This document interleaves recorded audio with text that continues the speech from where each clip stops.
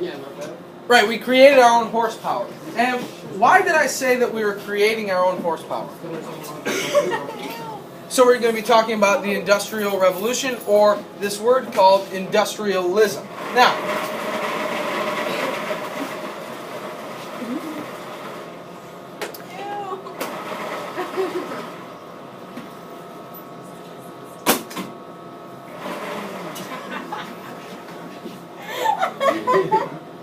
so what does this word industrialism mean then? Industrialism. Does that do anything with advancement technology? I'm sorry? Advancement technology. Okay, so there is going to be some advancement in technology, yes. Is there going to be some technology about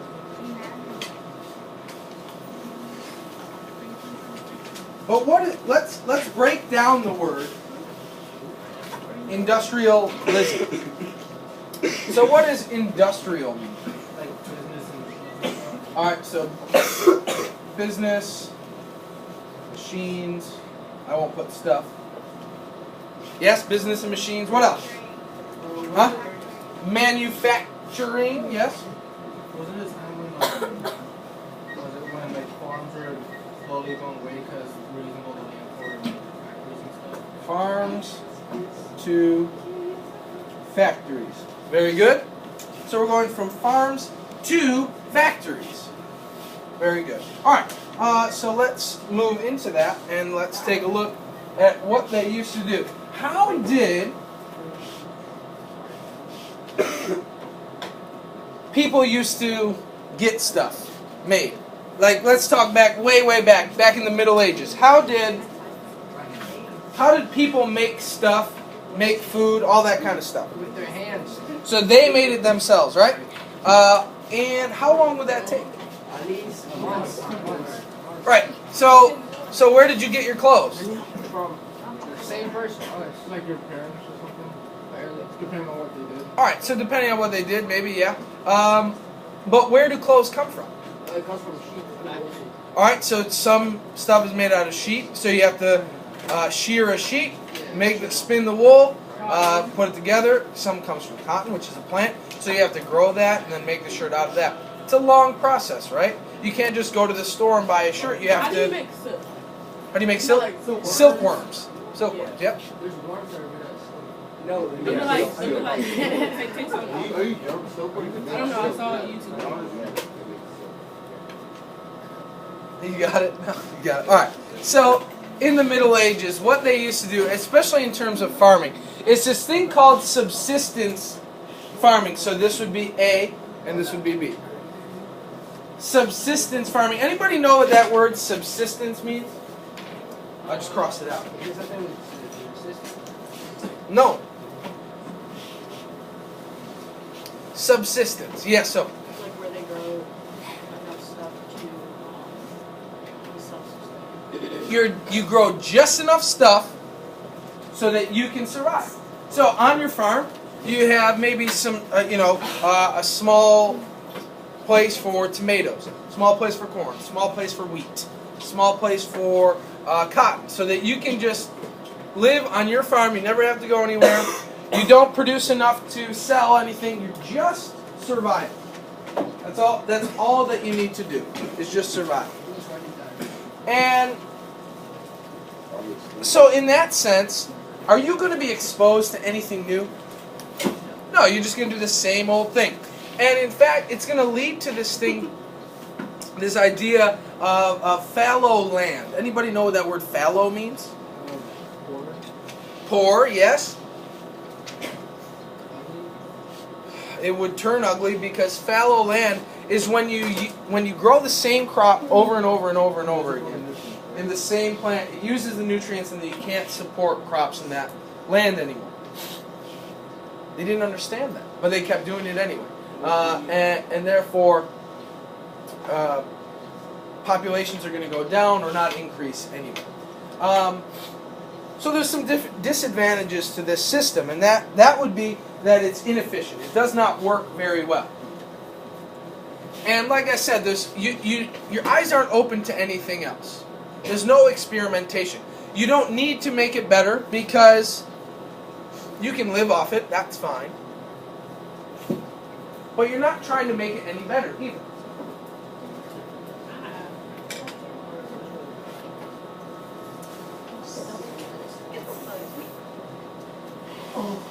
Bless you. I get all the chicken. But eventually, obviously we don't live like that today. People are going to change.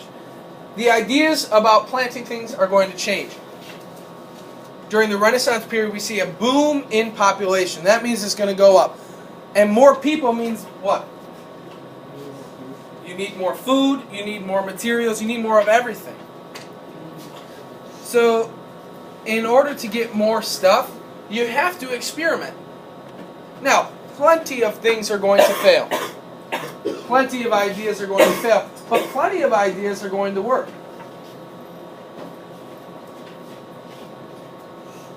And we'll get into some of those. Let's take a look at a scene from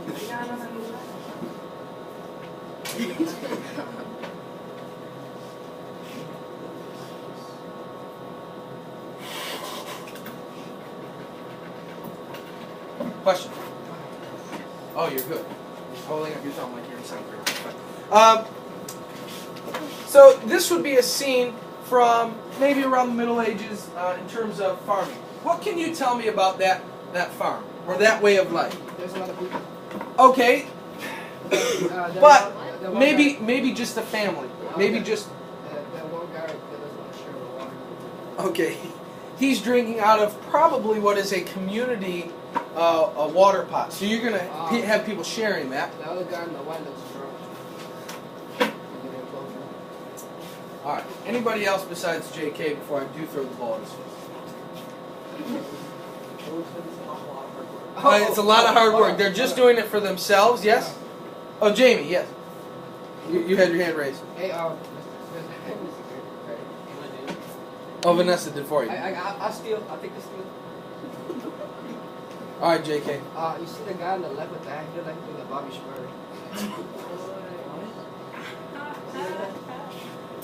So what can we tell in the background is very important to these people, though?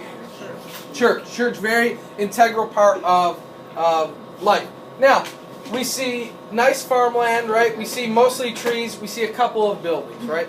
Well, that scene is going to begin to change as we move into this industrial period. Yes, Jamie? Yes. Oh, it's a building. There's a couple other buildings over here. Wait, Mr. Kurt. Yes. Wasn't that a tree?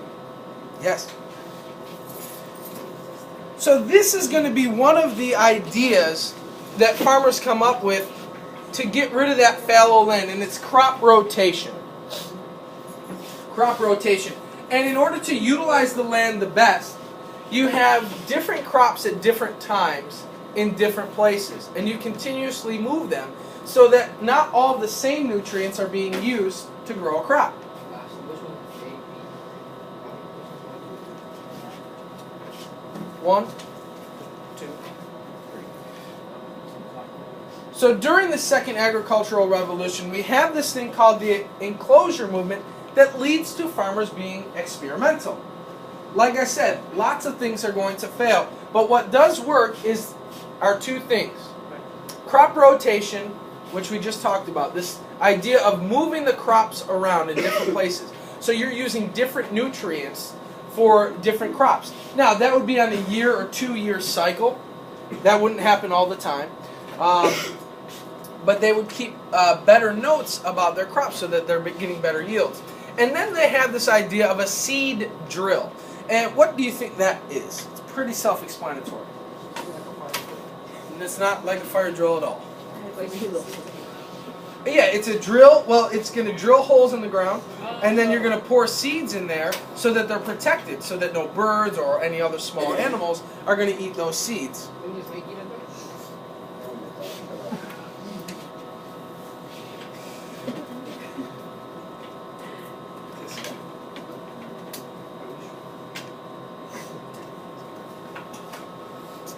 All right, any questions on that? Okay, very good. Moving on then. So we have this idea of a cottage industry, not just a single family farm, but not quite to the point where we're at factories and things like that. Hello, yes? All right. You gave it to me. Thank you, sir.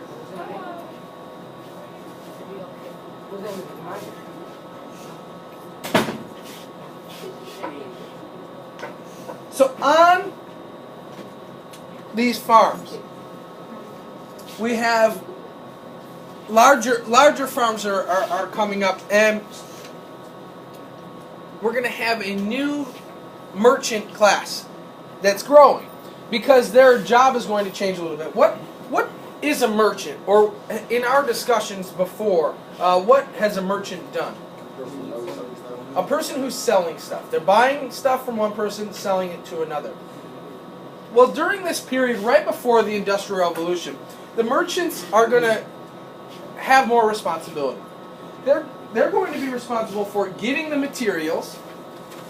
So they're going to go to the farm. They're going to get the cotton. And then they're going to give that cotton to somebody else to make the shirts or sweatshirts or whatever it is. Then they're going to get them back and then sell them. But however, what is that going to do to prices?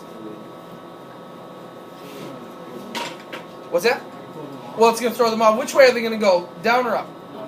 Up, because the merchants are doing more work now. So prices are going to go up a little bit for now. For now. Again, because the merchants are taking much more role, a larger role in the production process. Until Adam Smith comes up with this idea. Now, this is a very important idea in world history, in American history, in your life. And you will learn about this in economics and personal finance. Capitalism is an economic theory in which countries do best in a market economy because there's something that drives prices. And what is that? What is that motive that drives prices up and down? Not taxes. Supply and demand, yes. So Adam Smith also says that if there is more supply in the market, then what happens to demand? Well, it goes down because there's more, but if supply is down, then it goes up, right? It's an inverse relationship. So, you have to have more markets or more players in the market, sellers in the market, in order for prices to go down. Let's take an example. A gas station, right? You drive down the street, you can pass by 5 or 6 gas stations. That is this idea of a capitalist economy. Because maybe there's 2 right across the street from each other. One charges $2.60 per gallon for gas, and one charges $2.70. Which one do you go to? You go to get the $2.60 gas because it's cheaper, right? But then nobody's going to the one across the street that's charging $2.70. So what do they do to their prices? They lower their prices, right? So competition drives prices to go down. The more players in the market, the more sellers in the market, the lower prices are going to be. The only company that sells iPhones is which? Windows. Apple. Is it Windows? I thought it can't be. It wasn't me. Windows. That's next. Apple sells iPhones. How expensive are iPhones? If you don't get a plan or anything like that. It's not that expensive. They're more than that. The iPhone 6 is like $800, I right? mean, I never paid for mine. It's a lot of money. But what drives the price of that down? Android, Microsoft, different ones coming out, right? So even though they're different products, it still drives it down slightly. Yeah, right. But for a long time. Now, to give you an example, Yeah, go ahead. Microsoft, the computer company, Oh, yeah, they made the computer. what is the other company besides Microsoft that sells computer software? Yeah. Dell. Yeah. Well, Microsoft sort of is all encompassed with that. So it's Apple. It's really Apple versus Windows or Microsoft, What about right? Sony? No. So you have Apple versus Microsoft and Windows. We'll take the interface for a while or for a spin here. I think Apple wins. So well, what do more people use? Apple. Microsoft. No, Windows for sure, right? That's it. And Oh, Apple. and what can you use like to type up an essay? Windows. Microsoft Word, right? Now, if you get a brand new computer that has no software in it, how expensive is that Windows software? Very expensive. It's really expensive. It's like $250 for Microsoft Office because it's the best on the market. Is there any competition? Is there any better No. thing than Windows? No. There's nothing better than Microsoft Office. It sucks. I hate it, but it's the best thing that's out there. You're right. And the prices is really high because there's no competitors in the market. So this idea that competition drives prices down is an idea of Adam Smith, always on the SOL, always. Adam Smith, something about capitalism, something about competition. We will also learn about another economic theory in this unit. It's communism. We're not going to talk about it today. We will learn about it after the break. Why can't We will get back to Adam Smith and Wait, capitalism. Is that the one that made Pocahontas? So with this experimentation, with the idea of markets and people trying to make things better, there are going to be brand new inventions that are going to hit the market.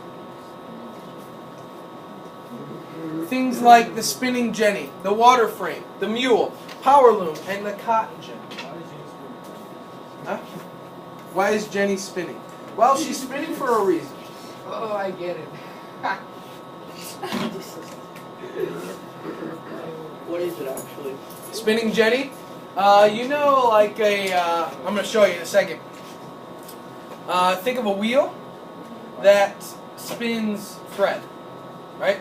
Like a sewing machine, but on a larger scale. And we are also going to, after the break, do a sort of a foldable activity where we will talk about these inventions plus more that happen to aid in industrialization. There's an issue with these. Oh no.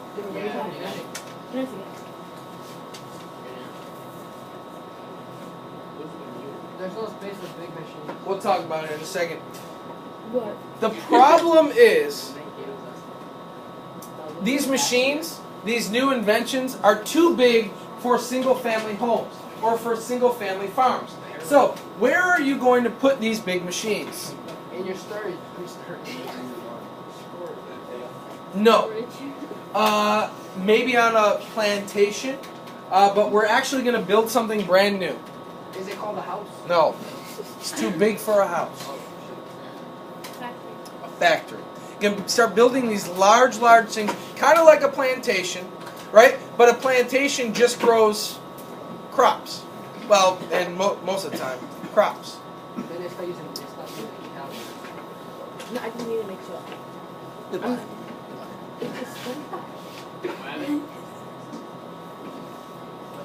So you're going to build these things called factories. But these machines, there's no electricity yet. There's no nuclear energy, right? So they need to be located near certain resources. They do water. They need to be located near water. They're going to use hydroelectricity. Do they use the little wheel that spins? Yes, they're going to use that. But they find out that that's not that efficient. It's not that good. And it's very unreliable. So when you build these new things, these new factories, these new buildings, and you have to place them in certain areas, like near a big water source, you're going to start developing people who...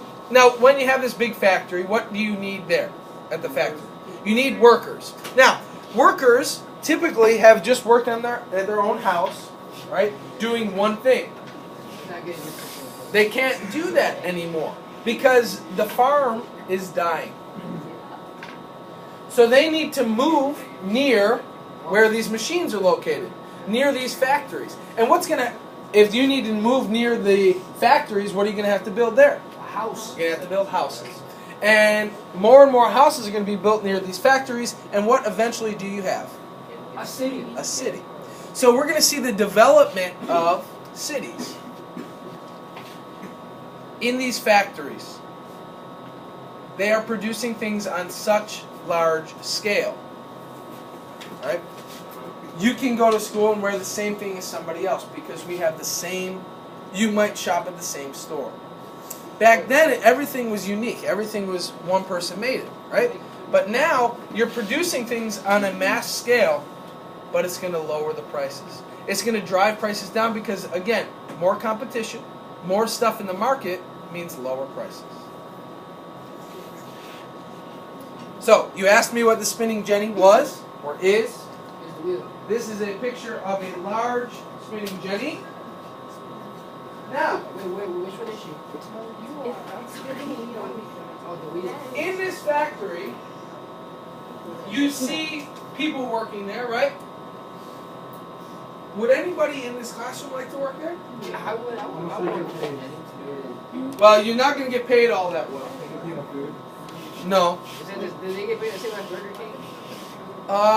Around that time, yeah, be right around that same rate. Guy underneath it. There's a guy underneath, yeah? He's fixing that probably, right? No, he's just These machines are very dangerous. Well, they're brand new, unreliable. They're not made out of. There's nobody coming in and checking them, right? So these are very dangerous. The parts are also very small. Small enough for adult arms not to be able to fit in there. So what else are they going to need? They're going to need children to start working there too, right? Children younger than you, like 7, 8, 9 years old. Right? So it's not a good system. However, more and more things are being produced. Right? So, the water is not a good source of energy. It's unreliable. It doesn't work all that efficiently. So they're going to find something else to do it instead. Not wind. Wind is also unreliable. It's the steam engine. They're going to use steam as an energy source. But how are you going to make steam? Oxygen and hydrogen water. So you need fire, you need water, but you need something that's going to stay hot even when wood. No, because wood goes right out. Is it the little stone thing? Is it coal? It's what Marcus said and what Hector just said. What was it? It's coal. Oh yeah, coal. It's coal. They're going to begin using coal. So, early factories need other things, like oxen and horses and water. However, they're going to start developing this idea of steam is a better energy source. Now, in much ways, it is better. In many ways, it is better. It's more efficient. It does more. It creates more power. Creates more energy. However, what does it also create? What? Pollution. Is bad for the environment. What can kill you?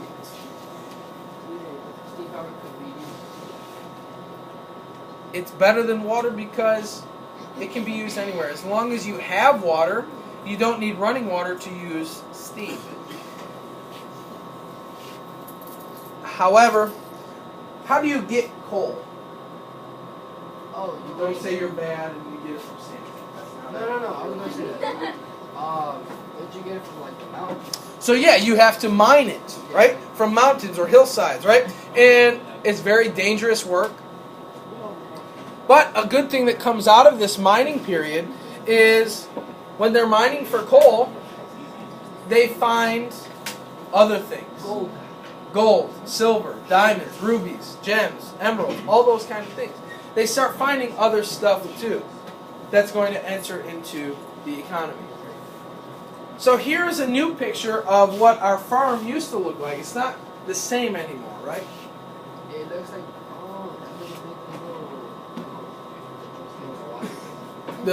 Well, no, but that would be a smokestack, right?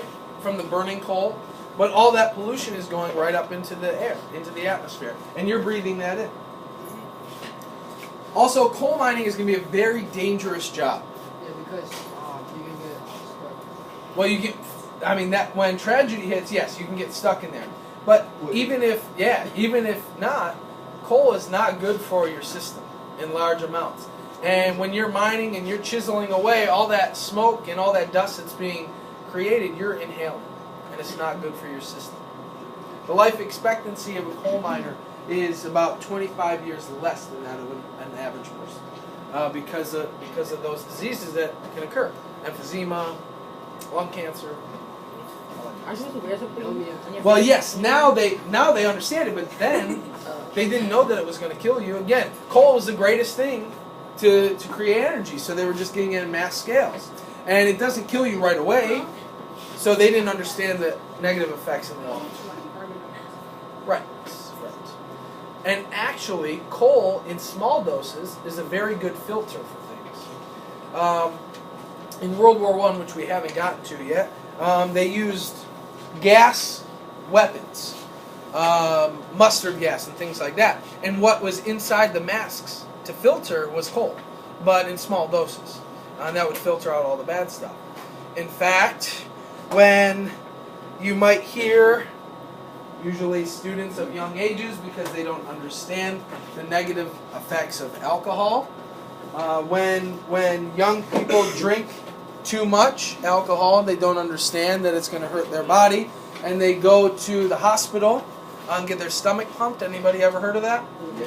What they do is they put coal inside of your stomach to make you throw up. Yeah, something like that. You know my dad. If you're lying, it's not funny. If Wait. you're being truthful, Wait, hold on. So let's say you drink a lot. you're dumb then. Mr. Kirsch. What's that? Flush it. I'm not saying I did. I'm saying in general that happens. And when you go to the hospital, yes. Well, let's say if you drink a lot, right? You drink a lot. You get a little stomach. You know what I mean by stomach like that, right? And you go to the hospital and they make you throw up and then you'll go back to normal and you keep your stomach. What do you mean? Over time, I mean, you're not going to get fat from one night of drinking. Okay, I'll move on. So with the introduction of steam and heating on large scales, we're going to have a new invention as well. And that new invention is steel. From iron, we get steel. And this is called iron smelting. So on your notes, it says iron smelting. What you're going to write is, from iron, you get steel. Now, iron it's a natural resource. You also have to mine iron. And iron is very heavy. It's very dense. It is very strong, but it's very hard to mold. So what this process comes up that you can smelt or light, not quite light on fire, but heat up the iron. And it separates two things. On one hand, you get steel, this very strong metal. But the problem, you also get this thing called coke. Now, I'm not talking about cocaine. It's different. Coke is the byproduct of iron when the steel is extracted from it. And it's this thick, black, nasty stuff that's bad for the environment. Everything's bad. Separated from steel. So you get this sort of bad byproduct that they don't know what to do with. Where? River. Water. Well, I mean, and then you're polluting the water, right? So even worse. And then there's this genius called Henry Bessemer, and he comes up with this process of making steel from a 7-day process. It took 7 days to make any amount of steel to a 30-minute process. So he can produce steel in such faster of a time that he is given this idea, or is given the namesake for the steel making process that we still use today. By 1852, Great Britain, so England, is producing half of the world's steel. Great Britain is going to lead all countries in the Industrial Revolution. They are going to be the people that everybody else looks to get ideas to make up in the Industrial Revolution. The Americans are going to be a little bit behind in the Industrial Revolution. We won't talk about them too much. We will talk about a couple of American inventors and scientists. But other than that, they are, for the most part, pretty behind Europe in the Industrial Revolution. They do catch up rather quickly, but have to look to places like England to get there. I don't want to talk about that. So, with these new cities popping up, with needing to get stuff from here to there, we need to create something else now. Well, steamboats, yes, but something better, something more efficient. The train. The rail system. Railroad is a much better system of getting stuff from here to there, especially across country lines in Europe or across country in the United States. Again, the United States is going to be a little bit behind Europe when it comes to the rail, but they have the idea from somewhere. Not only is it going to be used for moving goods back and forth, it is what else can the train move back and forth? People, right? So, and it can move people from country to country, from city to city, from town to city. We have George Stephenson in 1829 racing a train, which at the time was the fastest. Of course, it was beaten out by many other trains. But here's some interesting statistics. In 1830, Great Britain has 70 miles of rail. Not a lot, right? From about here to Baltimore. So it's not that much, right? By 1840, they have 4,500 miles. So that would be like getting from here all the way to California and about halfway back. So a lot more, and that's only in 10 years. But by 1870, there are 15,000 miles of rail. That would be like getting from here to California 5 times. All right? So a whole lot is growing in a very short amount of time. And here would be an older picture of a rail car. Now, the railroad is sort of a dying mode of transportation today. Anybody ever take a train? I'm not talking about Metro or anything like that. I'm talking about like Amtrak.